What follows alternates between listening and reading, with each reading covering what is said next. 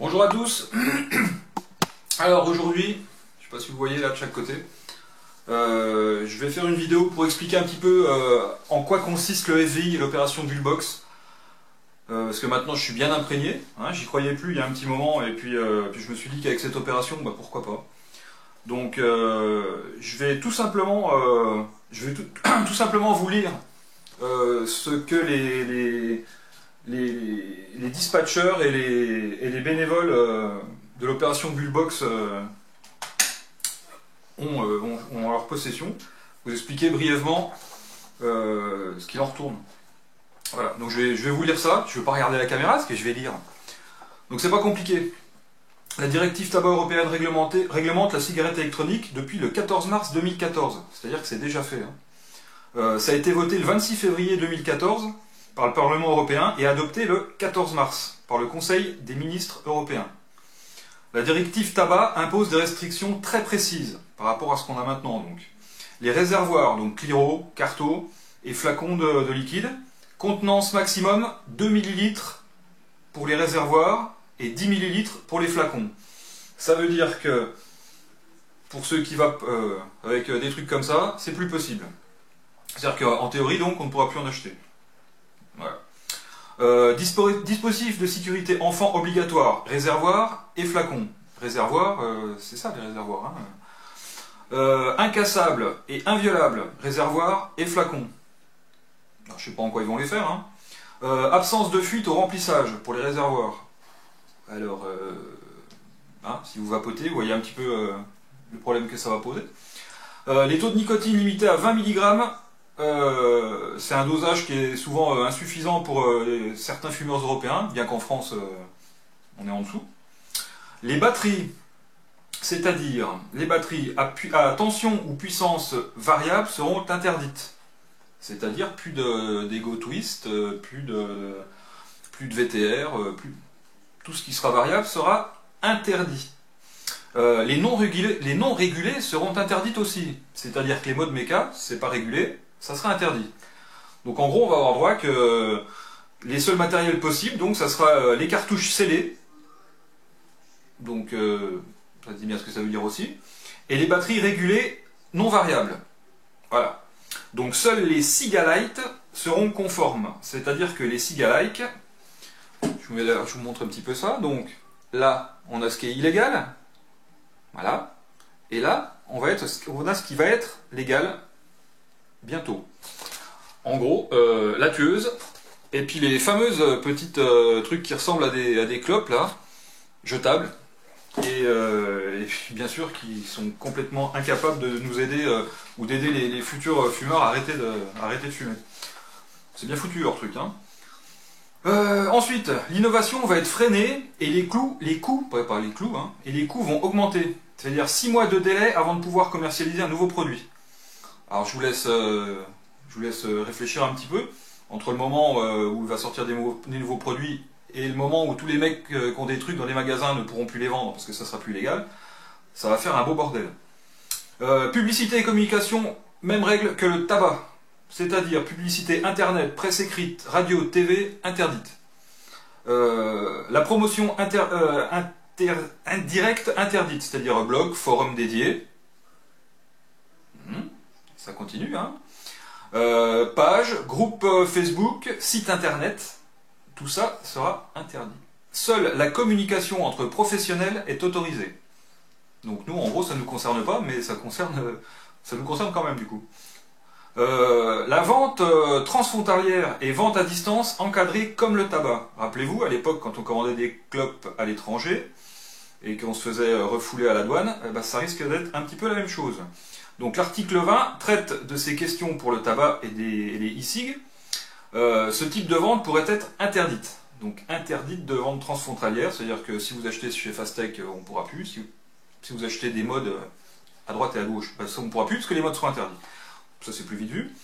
Des obligations de déclaration administrative et sanitaire très lourdes pour tous les acteurs, c'est-à-dire collecte et remontée des données sur les volumes de vente par marque, par type, par produit. Groupe de consommateurs, jeunes, non-fumeurs, type d'utilisateurs. Collecte et remontée des données de tous les effets indésirables présumés sur la santé humaine.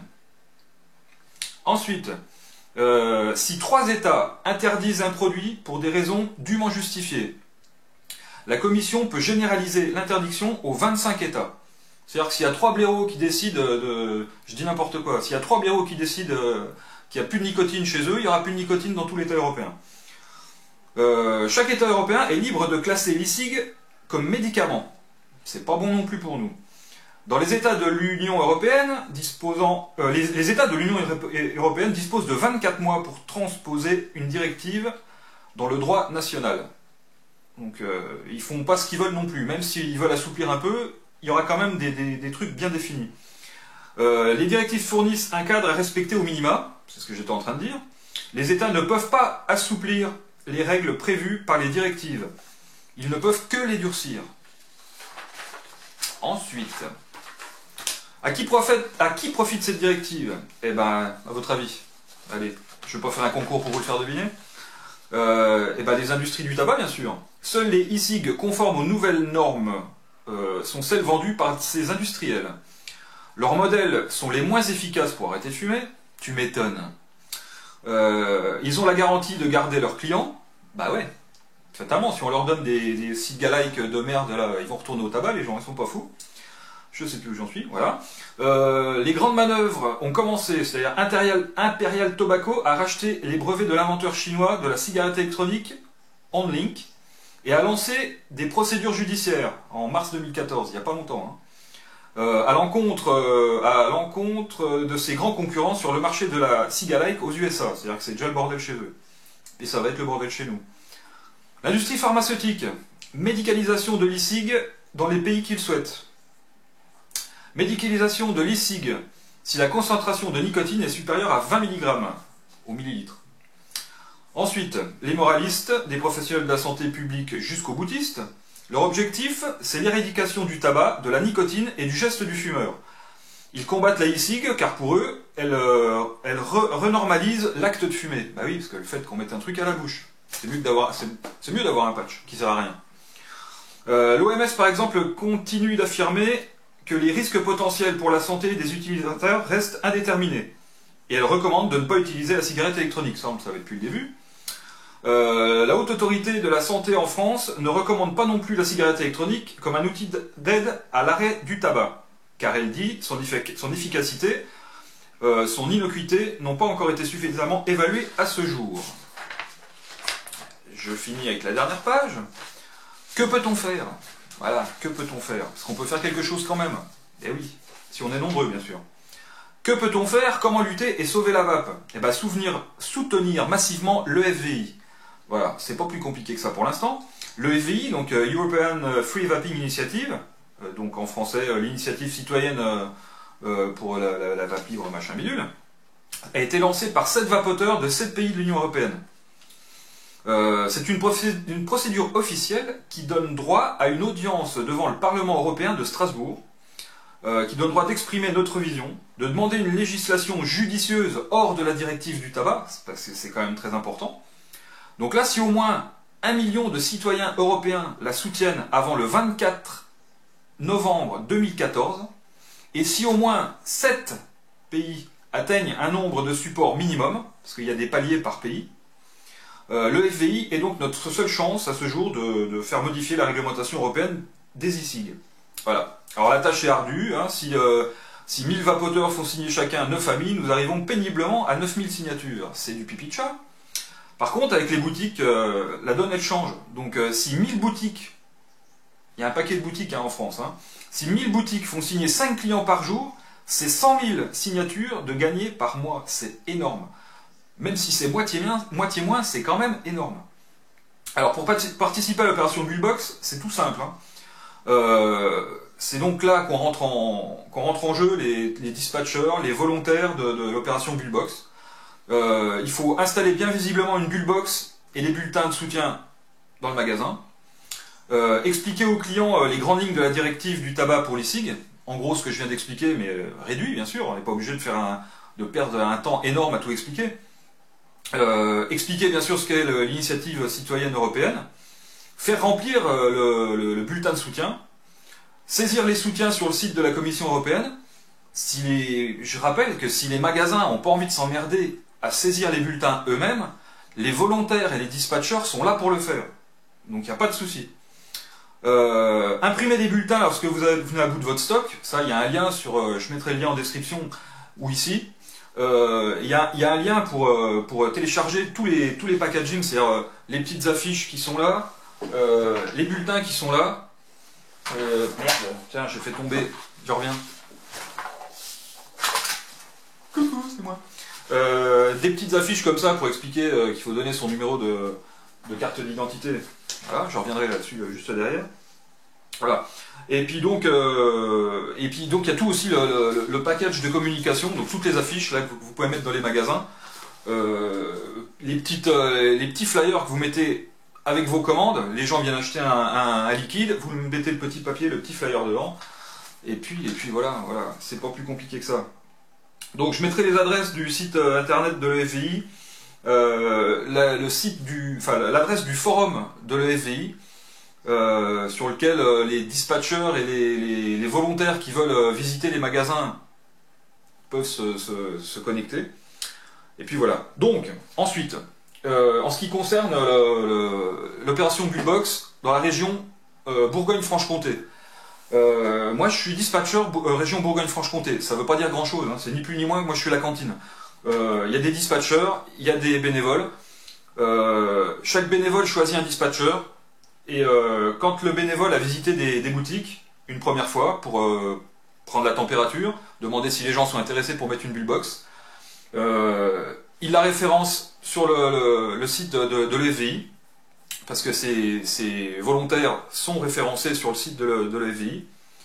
On les voit sur une carte de France, hein, avec des petits points. Ils ont une petite pastille grise, les dispatchers ont une étoile jaune. Donc c'est pas compliqué, vous arrivez sur la carte, vous voyez un dispatcher, vous mettez en relation avec lui, et puis voilà. Donc, quand au bout de la première visite, on prend la température, on référence le shop sur le site de l'EFVI, directement sur la carte de France, et puis voilà. Ensuite, comme on sait que la personne est d'accord, on attend, on se coordonne un petit peu tous les gens de la région. Par exemple, moi je m'occupe de Chalon, il y a des mecs sur Mâcon, il y a des mecs un peu partout. Une fois qu'on est tous plus ou moins raccord, on sait que toutes les boutiques sont OK, le dispatcher à ce moment-là commande le nombre de box qu'il faut pour tous les magasins. Donc moi je vais commander 6 box pour Chalon. Les gars de Mâcon, pour l'instant, ils en sont à 4 ou 5, et puis ils doivent visiter encore Bourg-en-Bresse et puis ces coins-là ce week-end. Une fois que c'est fait, on commande les Bullbox, ça arrive chez le dispatcher. Le dispatcher donne les Bullbox aux volontaires qui vont les installer dans les boutiques qu'ils ont démarchées, et avec une poignée de bulletins qu'ils auront téléchargés préalablement sur le site de l'EFVI. Et puis voilà, après c'est au magasin au moment de payer, que les gens viennent payer, hop, tiens, vous connaissez l'EFVI, regardez l'affiche vite fait, voilà ce qu'il en tourne. N'ayez pas peur de donner votre numéro de carte d'identité, parce que c'est pas plus dangereux de donner un numéro de carte d'identité sur un bulletin qui sera détruit par la suite, que quand vous allez faire vos courses à Carrefour avec un chèque. Derrière, ils mettent votre numéro de carte d'identité, la date de validité, ça passe dans les mains de la caissière. On la connaît pas, la caissière. Ça passe dans les mains du comptable, ça passe dans les mains du banquier, ça passe dans les mains de tout le monde. Et vous n'avez pas de problème avec ça. Et ben là, avec les petits bulletins de l'opération Bullbox, vous n'aurez pas de soucis non plus. Voilà. Hein, c'est pas compliqué. Voilà, c'est ça. Hein. Il faut juste bien remplir le formulaire comme sur votre carte d'identité. C'est-à-dire, si vous avez 3 prénoms, il faut mettre les 3 prénoms. Votre nom, votre fil de naissance, votre date de naissance, votre adresse complète, bien sûr, le code postal, la ville, donc le numéro de carte d'identité ou de passeport, comme vous désirez, et puis un email facultatif. C'est pas obligé de mettre votre email. De toute façon, vous ne recevrez pas de pub parce que c'est pas à but publicitaire du tout. Voilà. Donc sur les 1 million de signatures qu'on devrait avoir avant fin novembre, nous sommes actuellement, je viens de regarder à l'instant, à 87 051, c'est-à-dire 10%, même pas. La France, on est à 21,24% du seuil. Le seuil, c'est 55 000. C'est-à-dire que 55 000, le seuil de 55 500, pour l'instant on en est assez loin, on est à 11 788. Depuis que l'opération Bullbox a été lancée, ça va un peu plus vite. Donc, et puis là, il y a encore plein de box qui n'ont pas été mises en place. Moi, j'ai visité des shops qui étaient mais vraiment enthousiastes, malgré qu'ils qu'ils ne fassent pas de promotion de l'EFDI. Un seul magasin, j'ai visité un seul magasin où il y avait une affiche de l'EFDI bien mis à l'endroit où les gens vont payer, à l'endroit où ils tapent leur code. Donc, c'est le magasin Ecoloclop à Chalon-sur-Saône. Les autres magasins, soit ils n'étaient pas au courant, soit ils nous disent «Oh ouais, mais bon, vous vous rendez compte? Avec le nombre de magasins qu'il y a en France, ils peuvent pas nous faire un truc comme ça.» Bah si, voilà. Donc, en résumé, je vous mettrai les liens. Bougez-vous, même si vous êtes un particulier, rapprochez-vous du dispatcher de votre région proche, tant qu'à faire, sur le site de l'EFVI. Et puis, je vous mettrai les liens avec le petit descriptif en bas. Hein. Vous regarderez bien dans le descriptif, je mettrai le lien et à quoi ça correspond. Voilà. Pas plus compliqué que ça. Sur ce, bah, je vous embête pas plus longtemps. J'ai même pas tiré une barre. Voilà, je suis énervé. Je suis toujours avec mon Claude Mode. Voilà, petit Jérôme. Je vape avec les copains. Donc la lutte continue. Continuez de vapoter, la vapote c'est mieux que la clope, et puis bah, bougez-vous. N'hésitez pas à faire signer des gens, même qui sont pas vapoteurs. Vous êtes vapoteur, vous avez une femme? Eh ben, oh chérie, passe-moi ta carte d'identité, j'ai un truc à faire. Paf, et là on n'en parle plus. Maman, t'as une carte d'identité sur toi? Bon, allez. Vous avez des enfants aussi? Allez, c'est pas un problème, vous avez des enfants et une carte d'identité, faites-vous plaisir. C'est pour sauver la vape, hein. C'est pour sauver la vape, voilà. Amusez-vous bien. Et puis bah à bientôt. Je ferai encore un autre point sur ça et puis on verra où on en est. Allez, ciao ciao.